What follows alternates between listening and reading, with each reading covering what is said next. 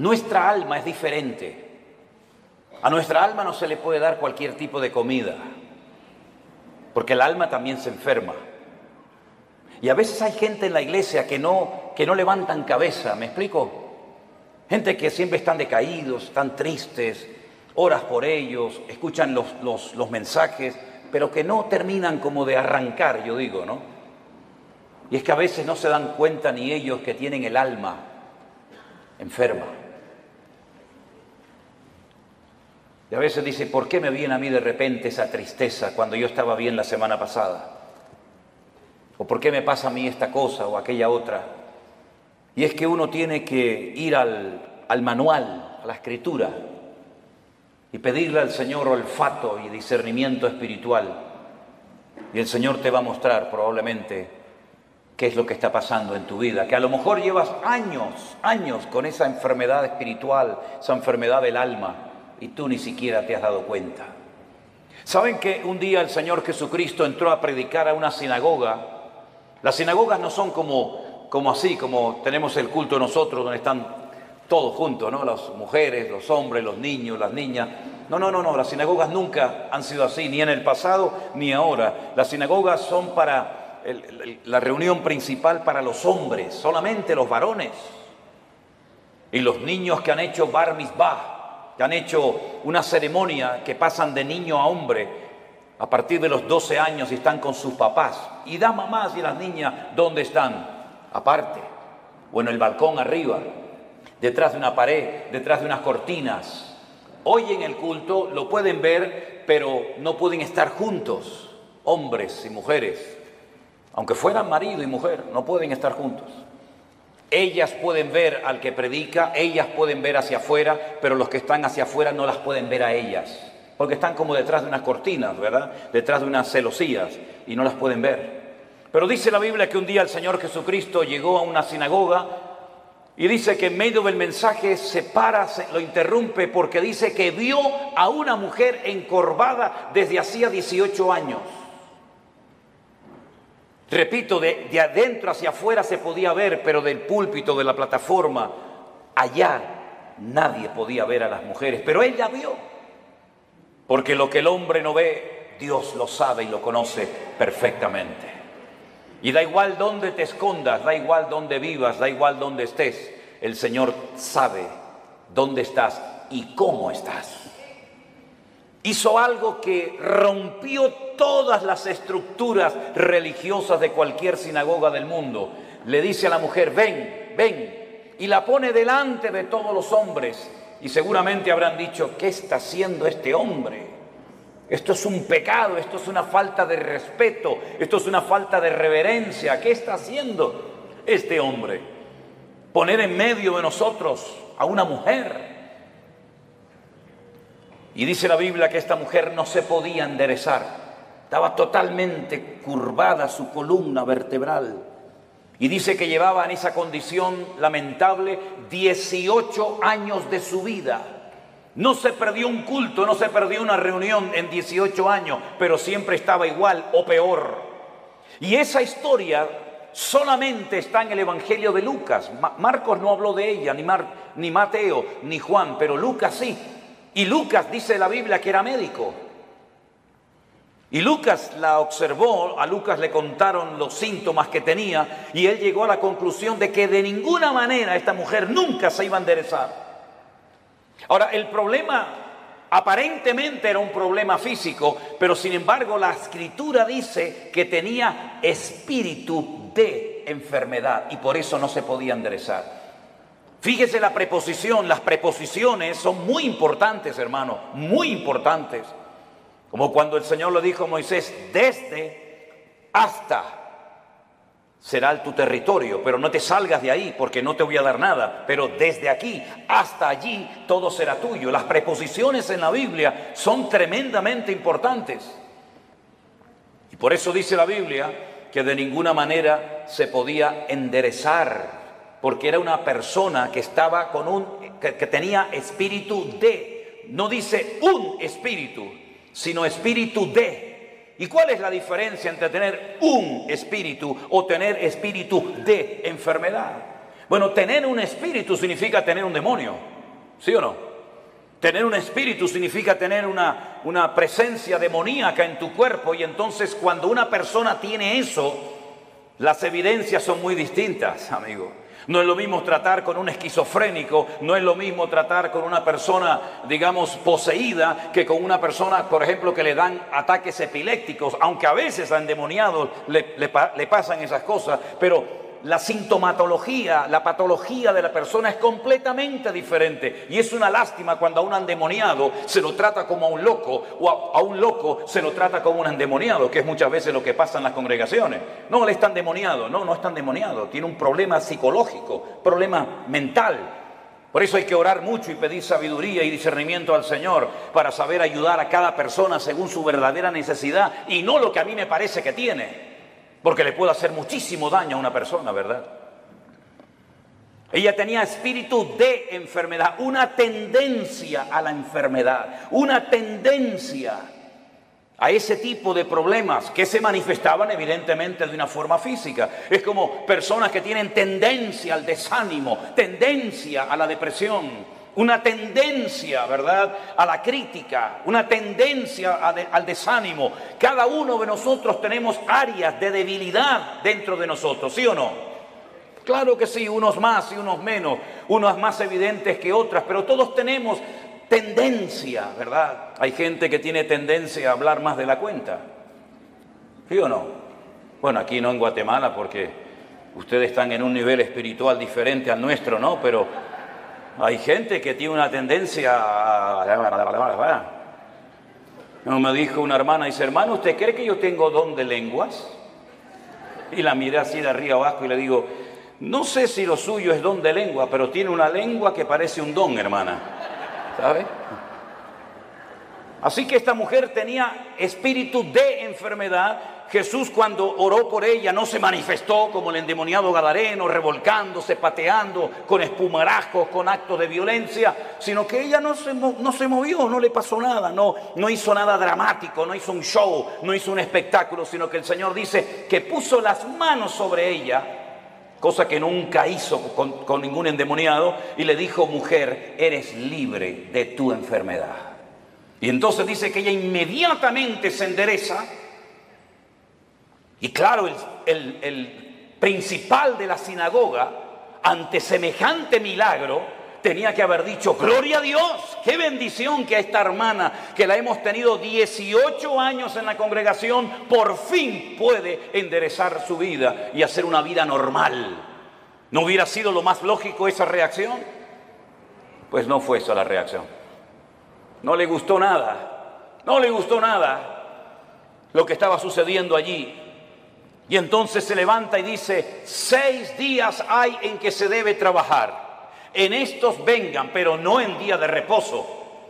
Vamos a ver, para entender esta palabra hay que saber que durante la semana la sinagoga está cerrada prácticamente. El culto principal, para que me entiendan, es en el 7º día, en el día de Shabbat, el único día de la semana que según la Biblia tiene un nombre. Los nombres de la semana en la Biblia no son lunes, que es el culto a la luna, el martes al Marte, el miércoles a Mercurio, el jueves a Júpiter, el viernes a Venus, el sábado a Saturno y el Sunday o domingo al Sol. En la Biblia los nombres de la semana no tienen nombres, tienen números: día primero, día segundo, día tercero, día cuarto, día quinto, día sexto, Shabbat. El único día que tiene nombre es el 7º, porque el domingo es el primer día de la semana. Luego, cuando la gente va a la sinagoga es en el día de reposo, y él lo que está diciendo: venid durante la semana, pero no en día de reposo. Entonces, si en día de reposo no me dejas venir y durante la semana está cerrada, ¿qué es lo que está diciendo este hombre? No me vengan a molestar ni a cambiar mis estructuras religiosas en la iglesia o en la sinagoga, porque no lo voy a permitir. Ante semejante explicación, el Señor Jesucristo se levanta y le dice en el culto, en la reunión: hipócrita. Oye, qué culto tan interesante fue ese, ¿eh? Una mujer que sale detrás de una cortina, que se endereza, el otro que no sé qué, el otro que... Fue un culto muy interesante ese día, ¿eh? Cómo me hubiera gustado estar a mí allí, ¿no? Cuando el Señor se le queda mirando a este y le dice hipócrita, yo le hubiera dicho: dale, Señor, dale más. Hipócrita, ¿no se levantan ustedes en día de reposo que según ustedes no se puede hacer esto, ni esto, ni esto, ni aquello, ni aquí, ni para allá, y desatan su buey del pesebre y lo llevan a beber, y luego lo traen otra vez, y a esta hija de Abraham que Satanás la tenía atada, la tenía ahí oprimida, no se le debía de desatar en el día de reposo, no dijo liberar, dijo desatar, que es diferente. ¿Cómo es posible que hayas tenido en tu congregación 18 años a una mujer en esta condición y no has movido ni un dedo? Y vengo yo y hace un milagro el Señor a través de su vida y su ministerio, y te enfadas y te enojas por lo que ha sucedido. ¿Saben que hay personas que no quieren que Dios les sorprenda? Hay gente que no quiere cambiar, hay gente que está cómoda, hay gente que está muy cómoda, muy apoltronada con su rutina religiosa, pero el Señor ha venido para romper estructura. El Señor ha venido a su casa a hacer lo que quiere, porque al fin y al cabo la iglesia no es suya ni mía, la iglesia es la casa de Dios y Él es la cabeza, yo soy el cuerpo. ¿Te vas a dejar sorprender por el Señor o ya lo sabes todo? Esto no se puede hacer, esto sí se puede hacer, ahora de pie, ahora sentado. Pero ¿quién eres tú, el dueño de la iglesia? ¿Qué te has creído que eres tú en la iglesia? El que abres y cierras la bendición de Dios. El dueño de la iglesia no es el pastor, no es los ancianos, no son los diáconos, no es la mesa directiva. El dueño de la iglesia es Cristo, y si no es Cristo tienes un grave problema. Porque te has convertido en propietario de algo que no te corresponde. En vez de un administrador, en un siervo, que para lo que está es para servir y no para servirse de, como muchos hoy en día, que en vez de servir a la gente lo que hacen es que se sirven de la gente y todo gira en torno a ellos y se enfadan cuando no le dice a la gente, sí pastor, sí mi hermano, sí el ungido, como si los demás no fueran ungidos igual que el pastor. ¿O usted no es ungido? ¿Usted no tiene el mismo espíritu que tengo yo en esta tarde? ¿Usted no lee la misma Biblia que yo? ¿Usted no va al mismo cielo que yo? Entonces, ¿por qué hacemos esas diferencias? No toque al ungido, no moleste al ungido. El ungido, ¿y usted qué es? Si usted no tiene la unción que yo tengo, entonces usted tiene un grave problema. Si el Espíritu Santo que mora en mi vida no mora en la suya, entonces usted no es cristiano, porque hay un solo Espíritu, hay un solo cuerpo, hay un solo bautismo, hay un solo Dios y hay un solo cielo para todos y cada uno de nosotros. Y eso es lo que dice la palabra del Señor, mi querido hermano. Y no hay esas diferencias. Una cosa es el respeto y otra cosa es el servilismo. Hay gente que en vez de ser siervos son como esclavos del hombre, esclavos de la doctrina, esclavos de la denominación, esclavos del ministerio. No, usted no tiene que ser esclavo de nadie, usted tiene que ser siervo de Jesucristo. Ahora dice la palabra de Dios que esta mujer se enderezó, cosa que no podía hacer antes, porque la presencia del Señor llegó a ese lugar.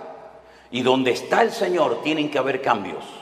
Lo que no puede ser es que una vida, una familia, una iglesia llamada cristiana estén siempre igual. ¿Qué es lo que hace mucha gente cuando se les predica claramente la palabra y se sienten incómodos? Bueno, lo fácil es cambiarse de iglesia, ¿sí o no? Me voy de esta iglesia porque aquí no hay amor, me voy de esta iglesia porque no cuentan conmigo, me voy de esta iglesia porque el pastor no me ama, me voy y se van a otra y después te enteras que ya no están en esa, están en otra y en otra y en otra. Es que muchas veces el problema lo queremos resolver cambiando de lugar en vez de permitiéndole al Señor que nos cambie el corazón y nos cambie nuestro carácter y nos cambie nuestra vida. Y muchas veces creemos que ya hemos llegado a un cierto nivel espiritual en el que ya no necesitamos cambios. Y la pregunta es, ¿cuántos de los que están aquí presentes quieren cambiar y quieren honrar y quieren glorificar al Señor? Levante su mano. Pues entonces, como Dios lo va a hacer a través de pruebas. Hoy se habló aquí de pruebas. ¿Saben? Dios no tiene que pedirle permiso a usted ni a mí para probarnos. Para nada. Y las pruebas por las que pasaremos a lo largo de nuestra vida, que pasaremos sí o sí, son proporcionales a nuestro nivel de fe y de madurez. Lo cual quiere decir que Dios nunca jamás va a mandar una prueba a usted por equivocación, por error. Ay, esta prueba era para Juan y se la estoy mandando a Antonio. Esta prueba era para la hermana María y me equivoqué y se la mandé a la hermana Juana. No, para nada. Las pruebas están preparadas desde la eternidad para cada uno de nosotros. Y Él nunca nos va a mandar algo que no vamos a poder soportar y llevar. Y en el caso de que nos mandara algo que humanamente hablando decimos, yo no aguanto, yo no puedo con esto, no te preocupes, que el Señor te va a capacitar y te va a ayudar para que tú pases por la prueba con gozo y con la bendición de Dios. Yo siempre he dicho que si las pruebas que el Señor le mandó a Abraham se las hubiera pedido o se las hubiera mandado a David, no las hubiera podido soportar. Porque como dije esta mañana, David ganó muchas batallas fuera del hogar, pero dentro perdió muchas. Sin embargo, cuando el Señor le pide a Abraham que sacrifique a su hijo, él no le dijo al Señor, ¿y por qué? Yo tengo dos, si quieres te sacrifico al primero, a Ismael. No, quiero que sacrifiques a tu único hijo, al que amas. Y le dice a Isaac. Abraham en aquel momento vivía en el sur de Israel, en una ciudad llamada Beersheba. La palabra Beer en hebreo es pozo, Sheba es 7. Beersheba, la ciudad de los 7 pozos. Él vivía en el sur de Israel. Beersheba en la actualidad es la capital del Negev, del desierto del Negev, del sur de Israel. Y el Señor le habla y le dice, ve al monte Moriah a sacrificarme a tu hijo.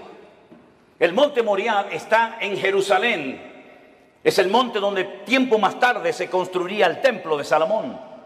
Él viajó, dice la Biblia, 3 días desde el sur de Israel hasta el monte Moriah. Y cuando llegan cerca del monte Moriah y lo ve de lejos, llevaba a algunos criados y él les dice a sus siervos, esperen aquí que nosotros iremos allí, adoraremos y volveremos. Fíjese qué interesante la palabra de Abraham. Iremos, adoraremos y volveremos. ¿Cómo que volveremos si Dios te ha dicho que van 2 y vuelve 1? Subiréis 2 al monte Moriah, pero a uno lo tienes que sacrificar y matarlo allí, y el que volverá serás tú solo. Pero no dijo eso Abraham, dice iremos y volveremos. No fue hasta el ministerio del apóstol Pablo, cientos, miles de años después de este acontecimiento, de la aquedá, como se llama en hebreo, de la atadura, que inspirado por el Espíritu Santo, el autor de la carta a los hebreos y también Pablo dijo que tenía este hombre tanta fe y tanta confianza en el Señor que si sacrificaba a su hijo, el Señor se lo podía levantar de entre los muertos. Nunca jamás en la historia Dios había resucitado a un muerto. Nunca había habido un precedente de un muerto que resucitara. Pero Abraham sabía, porque conocía a Dios. Y eso es muy importante, que tú conozcas la esencia de Dios para que sepas si esto viene de Dios o esto viene del diablo o sabe Dios de dónde viene esta prueba. Él sabía que si mataba a su hijo, Dios se lo podía levantar de entre los muertos. Cosa que metafórica o simbólicamente sucedió. Ahora, muchos se han imaginado toda la vida que Isaac era como un niñito pequeño, que si no quiere ir lo empujo y lo llevo a la fuerza. No se equivoque, no es así. Yo he visto en algunas iglesias y he visto en las escuelas dominicales que presentan a un niño de 7, 8, 9, 10 años, que el papá lo sube encima de un altar, lo amarra, saca el cuchillo y lo va a matar. Es que no es así lo que cuenta la Biblia. Si usted saca cuentas, y podríamos ir por los textos para demostrarle lo que le digo, Isaac tenía en ese momento 40 años. 40 años tenía el hijo de Abraham. Y por eso dice que iban ambos juntos, porque Isaac no era tonto. Isaac sabía perfectamente que un sacrificio necesita de una víctima, de un animal, cordero, cabra, oveja, buey o lo que sea. Y por eso él le dice al padre, padre, veo que llevas el fuego, porque no era la primera vez que subía a un monte a sacrificar algo, a hacer un holocausto. Veo que llevas la leña, veo que llevas todo, pero falta lo principal, falta la víctima, falta el animal. Y el padre le dice, el Señor proveerá, hijo. El Señor proveerá. ¿Tú sabes que el Señor proveerá lo que necesitas? ¿Lo sabes? Abraham sabía que Dios iba a proveer lo que fuera, pero lo iba a proveer. Los dos caminaron lentamente hacia el monte Moriah. Isaac se somete a la voluntad del padre, porque entiende que la víctima en ese caso, en ese día, va a ser él. Se deja amarrar, se pone encima del holocausto, porque la palabra que aparece en el texto original en hebreo no es que lo matara, sino que lo matara y lo quemara. Lo matara y lo quemara. Imagínate la prueba tremenda. E Isaac se somete y está dispuesto a ser una víctima inocente porque el Dios de su padre le ha dicho que así se tienen que hacer las cosas. Ahora, Abraham venía de una tierra donde sacrificar a hijos, sacrificar a niños, sacrificar a vírgenes, sacrificar a personas era lo más normal del mundo. Pero él sabía que el Dios de su padre no era un Dios que pedía víctimas inocentes de seres humanos. Pero aunque no entendía nada, se sujeta al plan y a la voluntad de Dios. Hermanos, nosotros no hemos sido llamados para entender todo lo que Dios nos va a pedir y todo lo que Dios va a hacer en nuestra vida. Gracias a Dios no tenemos esa obligación de entender las cosas, pero sí tenemos la obligación y el deber de obedecer a Dios, aunque no entienda la voluntad y la voz de Dios para mi vida. Isaac no dijo, ¿y por qué yo? ¿Y por qué no Ismael? ¿Y por qué esto? ¿Y por qué aquello? Sino se sujetó. Silencio absoluto. ¿Oyen ustedes a Isaac hablando con su padre? ¿Oyen ustedes a Isaac quejándose contra Dios? En absoluto. Porque Isaac en ese momento, aunque él no era consciente, es un tipo de Cristo, sometiéndose a la voluntad del Padre Eterno, entregando su vida por todos y cada uno de nosotros. Y en el momento en el que Abraham va a sacrificar a su hijo, dice que se oyó una voz del cielo diciendo, alto Abraham, no lo hagas. La prueba no se produjo porque Dios quería comprobar la obediencia de Abraham. Es que Dios no te prueba a ti, mi hermano, ni a ti, mi hermana, para saber cómo vas a reaccionar. Es que Dios no necesita probarte para saber cómo eres. Es que Dios no necesita pasarte por una prueba económica, física, espiritual o de la índole que sea para comprobar si eres obediente o eres un rebelde, si eres una persona espiritual o eres un cabezón. Dios no necesita probarte para sacar conclusiones. Ya Dios te conoce desde el vientre de tu madre. Las pruebas son para que tú descubras cómo eres tú realmente delante de Dios. Es un test, es un examen, es una prueba que Dios te pasa a ti para que sepas si verdaderamente amas a Dios o no lo amas.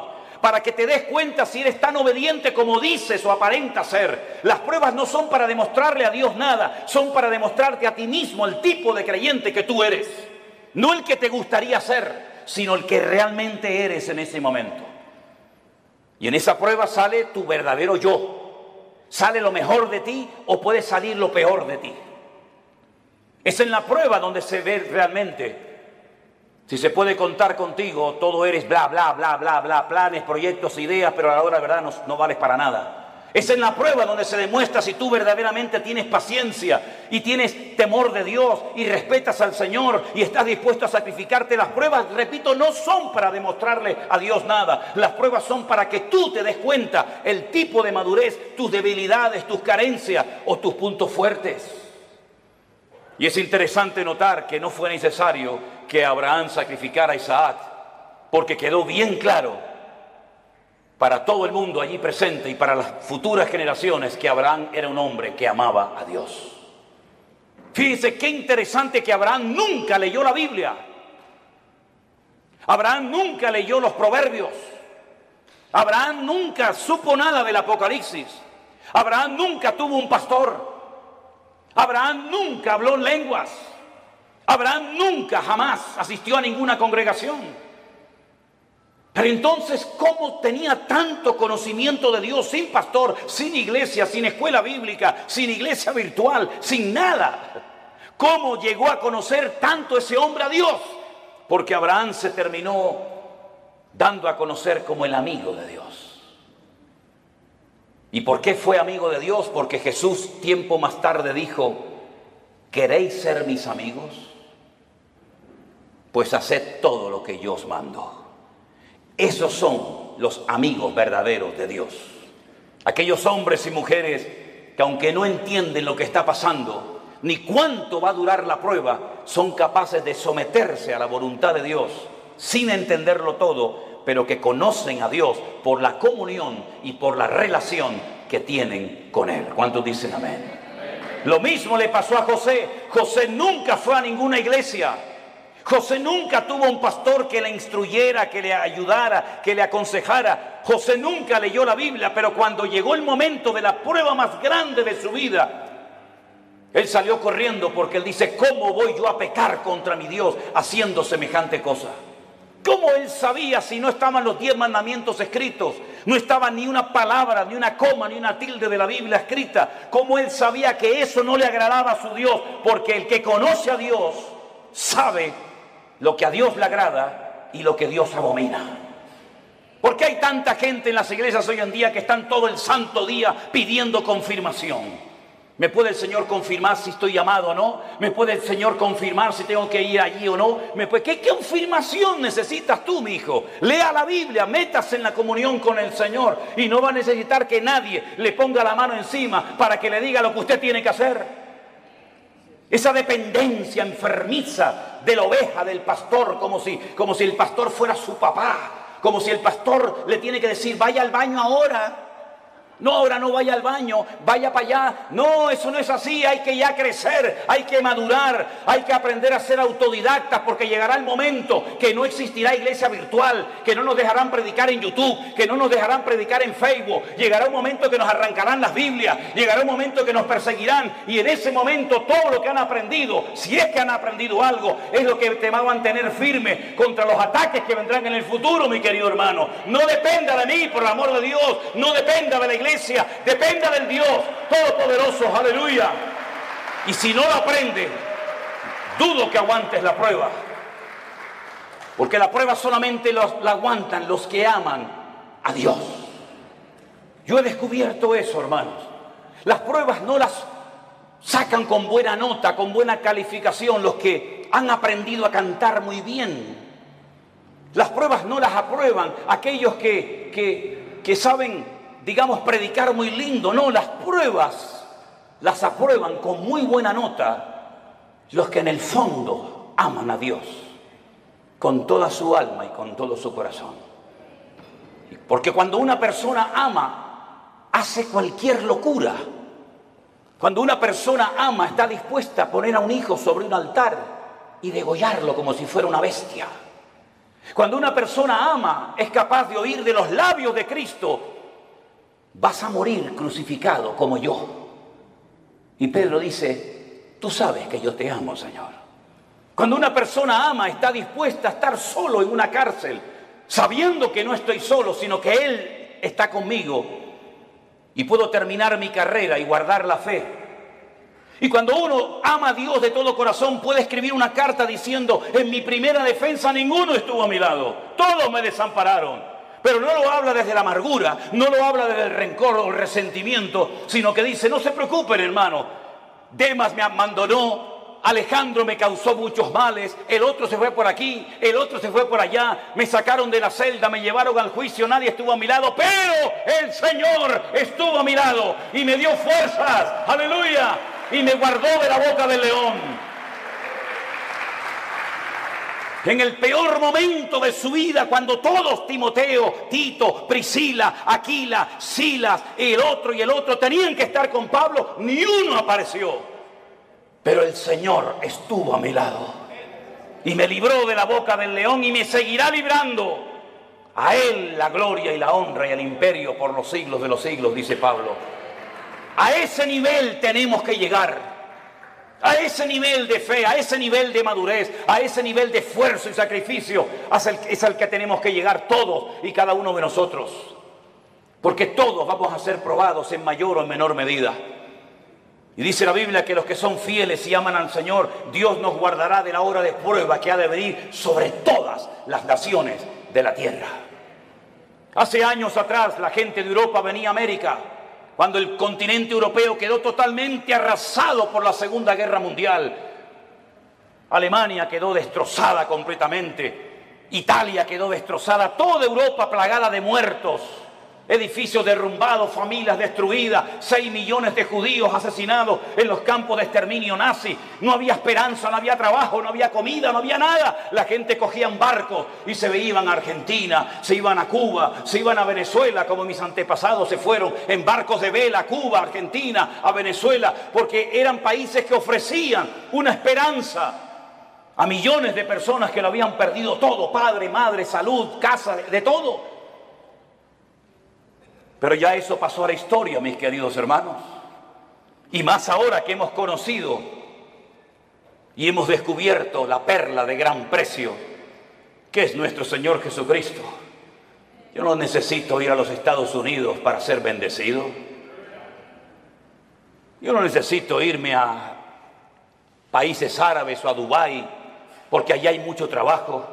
¿Es que acaso el Dios de Guatemala o el Dios de Nicaragua o el Dios de Haití o el Dios de Cuba o el Dios de Japón es más pequeñito que el Dios de allá? ¿No ha dicho el Señor, yo estaré contigo todos los días hasta el fin del mundo? ¿No nos ha demostrado el Señor que eres el dueño de la plata y del oro? Que no es mi esfuerzo personal, sino es la misericordia y la grandeza de Dios lo que a mí me permite hoy comer, vivir, respirar y tener victoria en mi vida. Permítame decirles que este muchacho que estuvo a punto de ser sacrificado, imitando o intentando imitar el ejemplo de su padre, cuando hubo miseria y los animales no tenían pasto para comer y faltaba el agua en los pozos, él sintió en su corazón hacer lo mismo que hizo su padre, que ir a Egipto. Oye, cada vez que había hambre y miseria en Canaán, siempre había de todo en Egipto. Nunca faltaba el agua, nunca faltaba el pasto, siempre en Egipto había de todo. Y el Señor le dice a Isaac, no vayas a Egipto. Pero Señor, mi padre fue a Egipto. Claro que tu padre fue a Egipto. Y Egipto se le metió en su casa. ¿O no te acuerdas de tu hermanito Ismael, de quién nació? Y no te acuerdas de doña Agar, no te acuerdas que se fue de Egipto, pero Egipto se le metió en la casa. Tú no tienes que ir a Egipto para nada, tú te quedas aquí. Pero Señor, yo vivo en Beersheba, yo vivo en un desierto, no hay agua, no hay nada. Y el Señor le dice, siembra. ¿Pero dónde? Siembra ahí en la arena, siembra en la arena. Y después, ¿cómo riego la semilla? Escarba, busca, y empezó a escarbar, ¡pum!, le salió agua. Y vinieron los enemigos y dijeron, hay que taparle el pozo. Y le taparon el pozo. ¿Y ahora qué hago? ¿Me voy a Egipto? No, vete más allá. Siembra más allá y busca agua. Y encontraba agua en todos los lados. El agua estaba debajo, solamente había que buscarla. Y dice que ese año sembró y cosechó a 100 por 1 en el desierto sin agua. Y al final vinieron los enemigos, los que le echaban tierra y piedras a sus pozos, a hacer un pacto con él, a pedirle perdón y a decir, se nota que Dios está contigo. Eso es lo que el mundo necesita ver en nosotros los cristianos. Que nuestra dependencia no está del dólar, nuestra dependencia no está de los países del norte. Nosotros dependemos del Rey de Reyes y Señor de los señores. Y el Señor está contigo como poderoso gigante. ¡Alabado sea Dios! ¡Aleluya! ¿No dice el Señor que yo soy el Dios de la plata y del oro? Qué fácil es decirlo, ¿no? ¿Sí? Nosotros hemos vivido por fe 40 años de nuestra vida y hemos enseñado a nuestras hijas a vivir por fe. Y hemos vivido desde el minuto 1 que nos casamos y desde el minuto 1 que salí de la escuela bíblica he vivido por fe. No he dependido de nada ni de nadie, sino solamente del Señor. Ha habido momentos de abundancia, ha habido momentos de escasez, pero el Señor nunca nos ha fallado, jamás, jamás. Hemos dormido en grandes hoteles, hemos dormido en carreteras, hemos dormido en selvas, hemos dormido en gasolineras, hemos dormido en la calle, hemos dormido en casas abandonadas, hemos dormido en montones de lugares, pero no da igual, porque lo importante no es lo que uno tiene, lo importante es lo que uno es en Cristo Jesús. Y ese nivel de fe es la que necesitamos hoy en día los cristianos del siglo XXI. Yo decía esta mañana y se lo recuerdo que a veces el mundo se ha metido de tal manera en nuestras vidas que parece que si no tenemos el último zapato, la última camisa, el último teléfono, la última computadora, como que nos entra la depresión. Y yo pregunto, ¿qué tenía Pablo? ¿Qué tenía Pedro? ¿Qué tenía Santiago? ¿Qué tenían nuestros hermanos en la Segunda Guerra Mundial? No tenían nada, pero cuanto menos tienes es cuanto más el Señor está contigo. Y esa es la vida que el Señor quiere que vivamos. Por eso yo siempre he predicado y lo digo. Hermanos, la Biblia que predicamos es la misma. El Espíritu Santo es la misma. El Salvador es el mismo. El poder de Dios es el mismo. Pero la iglesia no es la misma. No, la iglesia no es la misma. He conocido cristianos en Estados Unidos, mejor dicho, pastores, que me dicen, ¿saben lo primero que me pregunta una persona cuando viene a nuestra iglesia pensando en la posibilidad de hacerse miembro de la iglesia? Digo, no. Dice, ¿tienen buenos aparcamientos, buenos estacionamientos para los carros aquí? ¿Sí? ¿Tienen aire acondicionado las clases de los niños? ¿Sí?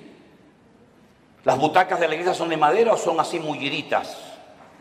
Y cuando pasan la lista y tienen todo lo que sus necesidades demandan, ¿se hacen o no miembros de esa iglesia? Yo te mandaría un tiempo a África, a Corea del Norte, a Irán, a Pakistán y a lugares donde los hermanos a escondidas de noche tienen que ir con un pico y una pala a romper bloques de hielo así de gordo y bautizarse en lagos helados para que no los maten las personas que están a su alrededor.